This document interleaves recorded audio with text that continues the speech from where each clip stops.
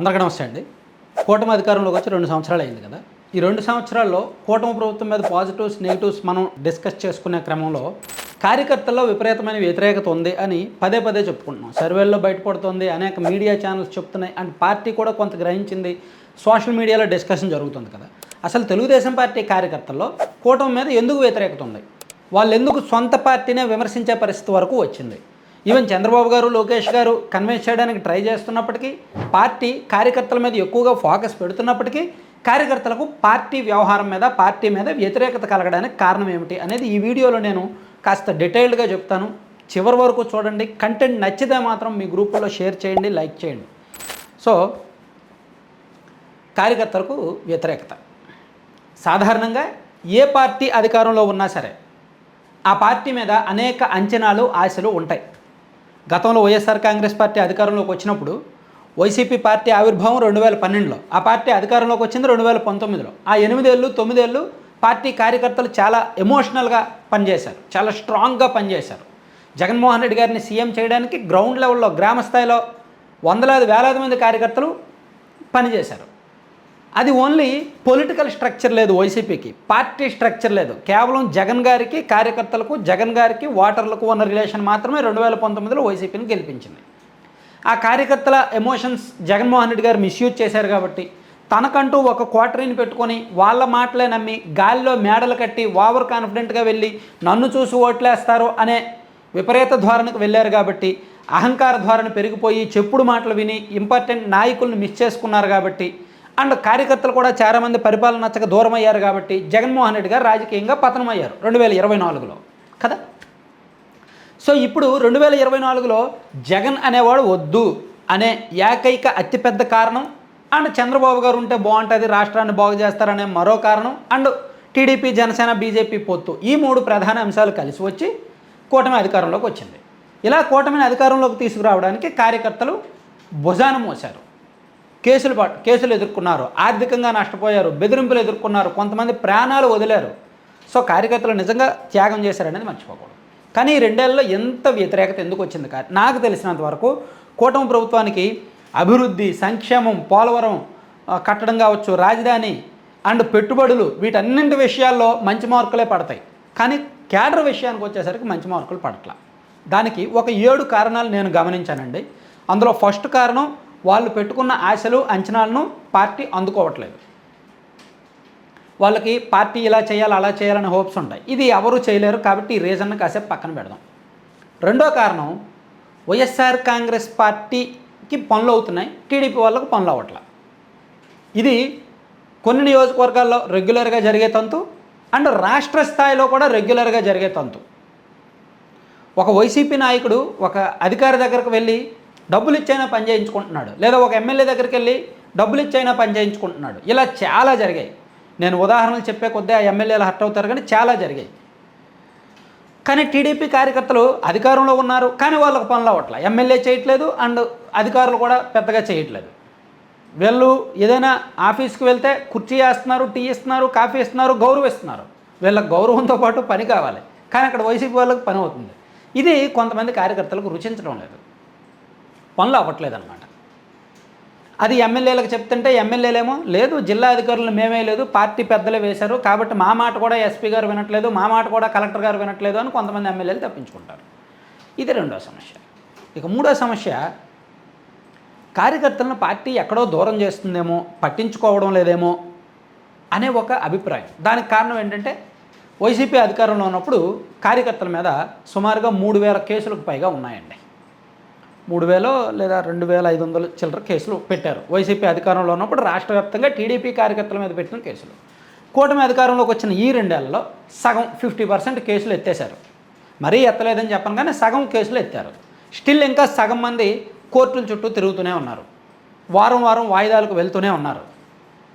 So కొన్ని నియోజకవర్గాల్లో కార్యకర్తలకు ఎమ్మెల్యేలు పట్టించుకుంటున్నారు, ప్రయారిటీ ఇస్తున్నారు, వాళ్ళ కేసులు వీళ్ళే డబ్బులు ఇస్తున్నారు. ఉదాహరణకు తాడిపత్రి నియోజకవర్గం, అక్కడ జేసీ ప్రభాకర్ రెడ్డి గారు తనతో పాటు గత 5 ఏళ్ళు నడిచిన కార్యకర్తలకు, అంటే బయటకు చెప్పకూడదు కానీ దాదాపుగా ఒక 150-200 మందికి ప్రతి నెల ఆర్థికంగా ఎంతో కొంత వెసులుబాటు కల్పిస్తారు, సహకారం అందిస్తారు. ఎందుకంటే వాళ్ళు కష్టకాలంలో అండగా ఉన్నారు వాళ్ళకి. వాళ్ళ కోసం పనిచేశారు. కాబట్టి వాళ్ళకి ఆర్థికంగా ఇబ్బంది అయితే ఆర్థికంగా ఉండడం, వాళ్ళ పిల్లల్ని చదివించడం ఇవన్నీ చేస్తున్నారు.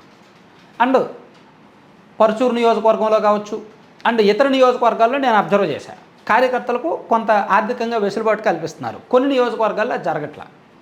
అండ్ పార్టీ పెద్దలు కూడా పట్టించుకోవడం లేదు, కేసులు ఎత్తడం లేదు, ఏ పనులు చేసుకొని ఇవ్వడం లేదు, డబ్బులు సంపాదించుకొని ఇవ్వడం లేదు, మమ్మల్ని వాడుకున్నారు అనే భావన ఉంది. అది కొంతవరకు మైనస్ చేస్తుంది. ఇక స్థానికంగా వర్గపోరు ఎక్కువ. చాలామంది ఎన్నికలకు ముందే కొత్త ఎమ్మెల్యేలు ఉన్న చోట ఏం చేశారంటే, ఉదాహరణకు కావలి నియోజకవర్గం అనుకుందాం, ఉదాహరణకు కావలి లేదా గంగాధర నెల్లూరు అనుకుందాం, లేదా ఇంకేదైనా. ఏం చేస్తున్నారు, ఎమ్మెల్యేలు ఫస్ట్ టైం ఎమ్మెల్యేలు అయిన వాళ్ళు లేదా ఎన్నికలకు ముందు సీట్లు తెచ్చుకున్న వాళ్ళు, వాళ్ళకి ఎన్నికలకు ముందు పార్టీలోకి వచ్చిన వారికి ప్రయారిటీ ఇస్తున్నారు. వైసీపీ నుంచి టీడీపీలోకి వస్తారు, సత్తెనపల్లి కూడా అంతే. వైసీపీ నుంచి టీడీపీలోకి వచ్చిన వాళ్ళకి ప్రయారిటీ ఇస్తున్నారు. నిజంగా మొదటి నుంచి టీడీపీలో పనిచేసిన వాళ్ళకి ప్రయారిటీ దక్కట్లా. ఇది చాలా నియోజకవర్గాల్లో. నేను ఇప్పుడు ఉదాహరణలు చెప్తున్నా. సత్తెనపల్లి అంతకుముందు వైసీపీ అధికారంలో ఉన్నప్పుడు ఎవరైతే నియోజకవర్గంలో పెత్తనం చేశారో ఇప్పుడు నియోజకవర్గంలో ఆయనదే పెత్తనం. అక్కడ ఎమ్మెల్యే గారు పెద్దగా పట్టించుకోవట్లా. సో అందుకని ఆయనదే పెత్తనం అవడం వల్ల అక్కడ కేడర్కి ఎక్కడ గౌరవం ఉంటుంది. అలా నేను ఒక 100 నియోజకవర్గాలు చెప్పగలను నేను. ఇప్పుడు 3 చెప్పాను కదా, ఇంకా అటువంటివి చాలా ఉన్నాయి. అంటే దీనివల్ల ఏమవుతుంది, వాళ్ళకి అరే కొత్త వాళ్ళకి పనులు అవుతున్నాయి, మాకు అవ్వట్లేదు. సో వర్గపోరు పెరిగిపోతుంది. దీనివల్ల డిస్టర్బ్ అవుతుంది, పొలిటికల్ స్ట్రక్చర్ డిస్టర్బ్ అవుతుంది. అలాగే వ్యక్తిగతంగా కొంతమందికి రాజకీయంగా కొన్ని ఆశయాలు ఉన్నాయి. టికెట్ కానీ పదవి కానీ నామినేటెడ్ పదవి కానీ. ఇప్పుడు నామినేటెడ్ పదవులు ఎలా ఇస్తున్నారు, మైటీడీపీ యాప్లో పాయింట్లు, గ్రేడ్ పాయింట్లు అవి చూసేస్తున్నారు, లేదా ఐవీఆర్ఎస్ సర్వేలు చేసేస్తున్నారు. అందరూ వాళ్ళు చేసిన వర్క్ వాళ్ళు నిరూపించుకోవాలా అనే భావనలో కొంతమంది ఉంటారు. అరే మేము 30 సంవత్సరాల నుంచి పార్టీ జెండా పట్టుకున్నాము, మేము చేసిన వర్క్ యాప్లో అప్లోడ్ చేయాలా, మాకు లేదు, మాకు తెలియదు అనేటట్టు కొంతమంది ఉన్నారు. కొంతమందికి మైటీడీపీ యాప్లో మంచి గ్రేడ్ పాయింట్లు ఉన్నప్పటికీ పదవులు రావట్లేదు. ఇలా ఒక మిక్స్డ్ అనమాట. ఇదొక అభిప్రాయం. ఇక మరొకటి, లోకేష్ గారు రెడ్ బుక్ అన్నారు, కార్యకర్తలను ఎమోషన్స్తో వాడుకున్నారు బాగానే. అధికారంలోకి వచ్చాక ఏమైంది, రెడ్ బుక్ వల్లభనేని వంశీ గారిని అరెస్ట్ చేశారు. మరి కొడాల నాని గారి పరిస్థితి ఏంటి, పొంగనూరు పెద్దిరెడ్డి రామచంద్రారెడ్డి గారి పరిస్థితి ఏంటి, ఇలా చాలామంది ఉన్నారు. రోజా గారి పరిస్థితి ఏంటి, చంద్రబాబు నాయుడు గారు అరెస్ట్ అయినప్పుడు రోజా గారు మిఠాయిలు పంచారు, బాణాసంచా కాల్చారు. ఆమె పరిస్థితి ఏంటి, కళ్ళెదురుగా ఆమె చేసిన స్కామ్ కనిపిస్తోంది. ఆడుదామాంధ్ర. ఆడుదామాంధ్ర గురించి 10 రోజులకు ఒకసారి పేపర్లో వార్తలు రాయిస్తారే తప్ప రిజల్ట్ ఉండదు. నిన్న కూడా మంత్రి మండిపల్లి రామప్రసాద్ రెడ్డి గారు మాట్లాడారు, త్వరలోనే విజిలెన్స్ రిపోర్ట్ వస్తుంది అని. ఆల్రెడీ విజిలెన్స్ రిపోర్ట్ వచ్చి సంవత్సరం అయింది. ఇది రోజా గారి ఆధ్వర్యంలో గత ప్రభుత్వంలో జరిగిన ఆడుదామాంధ్ర స్కామ్ మీద విజిలెన్స్ రిపోర్ట్ బయటపెట్టి సంవత్సరం అయింది. దాదాపుగా 62 కోట్లు అవినీతి జరిగింది. 119 కోట్లు బడ్జెట్ కేటాయిస్తే 60 కోట్లు సుమారుగా అవినీతి జరిగింది అని. దీని మీద చర్యలు లేవే. అండ్ మదనపల్లి ఫైల్స్ దానం కేసు ఏమైంది, పెద్దిరెడ్డి గారి భూ అక్రమాల కేసు ఏమైంది, ఒక్క రాగానపల్లిలోనే 101 ఎకరం ఎంతో ఉందే. అటువంటిది పెద్దిరెడ్డి గారి నియోజకవర్గంలో ఈ అనుమతులు లేకుండా నీటి ప్రాజెక్టులు కేసు ఏమైంది. ఇప్పుడు ఈ కారుమూరు నాగేశ్వరరావు గారు కుమారుడు కారుమూరు సునీల్ని అరెస్ట్ చేశారు, మద్యం రవాణా అని. నిజంగా ఇటువంటి సీరియస్ అంశాలు పొంగనూరు నియోజకవర్గంలో ఎన్నో ఉన్నాయి. అంటే వీళ్ళు కొంతమందితో లాలూచీ పడ్డారేమో, కొంతమందితో కాంప్రమైజ్ అయిపోయారేమో అనేది సగటు కార్యకర్తలో డిస్కషన్ జరుగుతుంది. అందుకు పార్టీ మీద కోపం వస్తుంది, పార్టీ మీద వ్యతిరేకత వస్తుంది, నచ్చడం లేదు. ఇలా చాలా కారణాలు ఉన్నాయి.